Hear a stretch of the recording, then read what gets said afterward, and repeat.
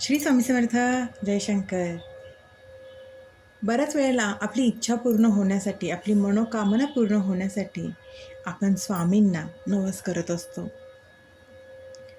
किंवा ज्या कुठल्याही इष्टदैवताला मानत असाल त्यांना आपण नवस करत असतो.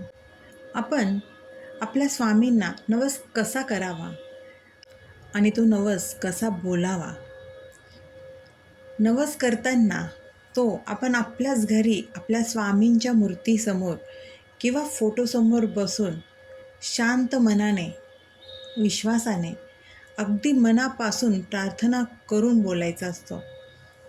यासाठी कोणताही दिवस, कुठलीही वेळ लागत नाही.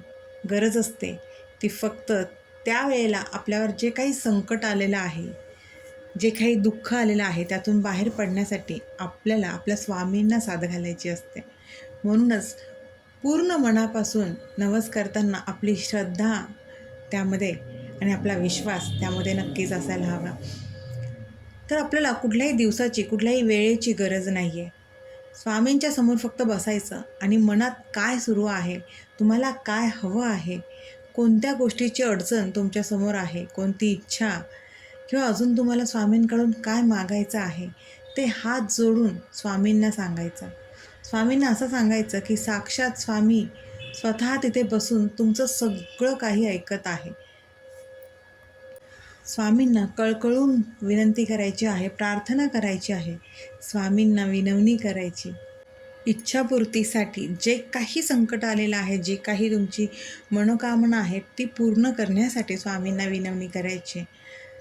आणि त्यानंतर तुम्ही जे काही मागितलं आहे, जी काही इच्छा पूर्ण होण्याची विनंती स्वामींना केली आहे, ती इच्छा पूर्ण झाल्यानंतर समजा तुम्ही स्वामींना म्हणालात नवस करताना की माझी जर ही इच्छा पूर्ण झाली तर मी अक्कलकोटला तुमच्या दर्शनाला येईन, किंवा कुठल्या गरजू व्यक्तीला दान करेल, गरिबाला अन्नदान करेल.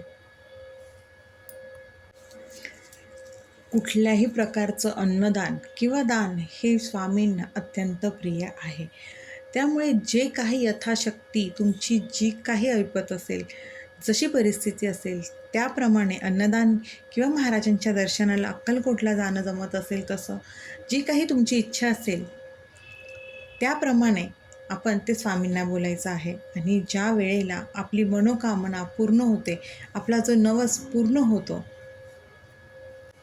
त्यावेळेला आपल्याला न चुकता, न विसरता आपण जो स्वामींना शब्द दिलेला आहे तो आपल्याला पाळायचा असतो. म्हणजे अक्कलकोटला दर्शनाला जाईन किंवा कुठल्या गरजूला दान करेल, गरिबाला दान करेल, तर तो जो शब्द आपण स्वामींना दिलेला आहे तो आपल्याला पाळायचा असतो. कारण आपण स्वामींना शब्द देत असतो. त्यामुळे आपल्याला जो स्वामींना शब्द दिलेला आहे, कारण का स्वामींनी आपली इच्छा पूर्ण केलेली असते आणि आपणही त्यांना दिलेला शब्द त्यामुळेच पाळायचा असतो. स्वामी स्वतःहून आपल्याकडे काही मागत नसतात, आपणच स्वामींना तो शब्द देत असतो. त्यामुळे जसं तुम्हाला जमेल तसं स्वामींना नवस करा. आणि स्वामींना नवस केला म्हणजे आपली इच्छा पूर्ण होईल असं नाही आहे. त्यासाठी आपल्याला आपल्या इच्छेसाठी तसे प्रयत्नही करायला हवेच. कारण स्वामी नेहमी आपले कर्म आणि कष्ट हे बघत असतात, आणि आपले कर्म आणि कष्ट यांनाच स्वामी यश प्राप्त करून देत असतात. त्यामुळेच आपल्या कष्ट आणि कर्मासोबतच आपल्याला आपल्या स्वामींचा आशीर्वाद हवा असतो. आणि स्वामींचा आशीर्वाद जर आपल्याला मिळाला तर स्वामी आपल्या सगळ्या संकटातनं अलगद बाहेर काढत असतात. त्यामुळे असं साध्या सोप्या पद्धतीने आपल्याच घरी स्वामींसमोर बसून स्वामींना नवस करा. किंवा तुम्ही इतर कुठल्याही देवतांना मानत असाल तर त्यांनाही अशाच पद्धतीने नवस करावा. आपण जो दिलेला शब्द आहे तो लगेच पूर्ण करायचा, हे विसरायचे नाही. तर साध्या सरळ सोप्या पद्धतीने तुम्ही देवघरासमोर बसून हा नवस नक्कीच करू शकतात. नवस हा नक्कीच आपल्या स्वामींसमोर बोलू शकतात. श्री स्वामी समर्थ.